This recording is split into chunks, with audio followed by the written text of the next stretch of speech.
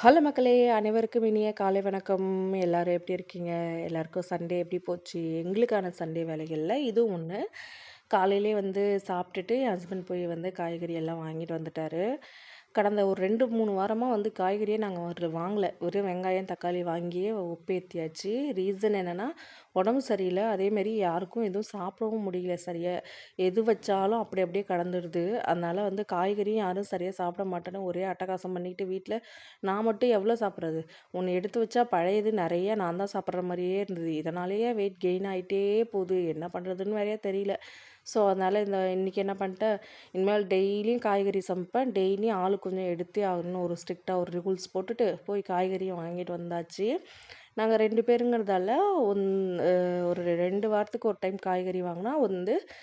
200 ஆகும். எங்களுக்கு இது போதுமானது. பக்கத்துல இருக்க கடையிலே வாங்கிக்குவோம். நல்லா ஃப்ரெஷ்ஷாக தான் தருவாங்க.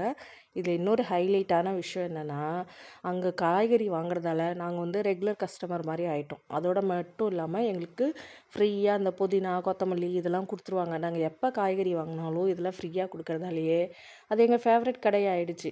நான் இன்னொரு கடைக்கு போவேன். அது ஆக்சுவலி தெரிஞ்சவங்க கூட ரொம்ப நாளா என்ன தெரிஞ்சவங்க. ஆனா என்னதான் தெரிஞ்சவங்களா இருந்தாலும் அவங்க, "ஏம்மா நீங்க கருவேப்பிலை, கொத்தமல்லிக்கு ரூ. 10 காசு குடுத்தே ஆகணும்." அப்படின்னு சொல்லிடுவாங்க. வேற வழி இல்லாம காசு குடுத்துட்டு வருவேன்.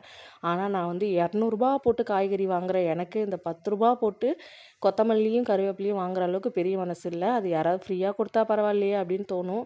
ஸோ, அது எங்க ஃபேவரட் கடையிலேயே வாங்கிக்கிறது. அதோட அம்மா கொஞ்சமா பூண்டு வாங்கி வச்சிருந்தாங்க. இதெல்லாம் எடுத்து வச்சுட்டு லஞ்ச் செய்ய ஆரம்பிக்க வேண்டியதான். பாய்.